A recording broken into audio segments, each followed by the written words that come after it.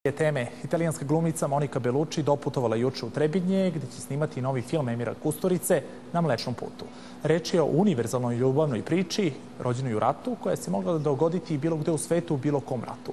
Belluccijeva je na konferenciji izgovorila nekoliko rečenica na srpskom jeziku koje će koristiti u filmu našeg poznatog reditelja.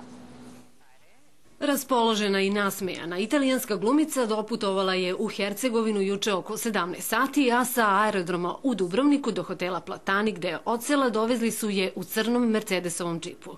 Smeštena je u apartmanu hotela, a iako velika svetska zvezda, Belluccijeva nije imala posebne zahteve. Zaista sam uzbuđena što sam tu. Zadovoljstvo mi je da budem u vašoj zemlji, da radim sa Emirom. Veoma sam motivisana. Za mene sve ovo donosi snažne emocije. Film je zaista jak, nasilan, vrlo intenzivan, rekla bih. Radim svoj posao sa strašću, a kada radim sa nekim sa kim želim, to mi je najvažnija stvar.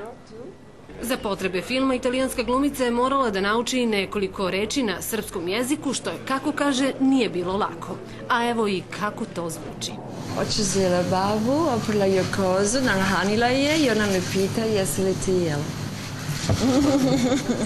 Film Na mlečnom putu je tematski podeljen u 3 dela, priču o zmiji, o ljubavi i priču o monaštvu.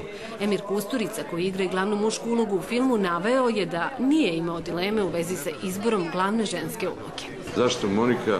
Zato što ja mislim da za takvu ulogu ne postoji bolja osoba trenutno u svijetu, zato što kad bi čovjeka, muškarca, pitali koju ženu bi se mogao da zaljubiš na prvi pogled, ne govorim samo ispred sebe, ja mislim ispred čitavog muškog roda, ja mislim da ne postoji žena za koju bi drugu za koju bi mogla da kaže da je to na prvi pogled. Belluccijeva je uzvratila komplimentom i rekla da bi sa Kusturicom radila i da nije bilo scenarija. Sekvence filma Na mlečnom putu biće snimane narednih dana na lokalitetima na Zelengori, Mokroj gori, u okolini Prijepolja i Hutovom blatu. U planu je da film bude snimljen do novembra, a premijera je sledeće godine u Kanu.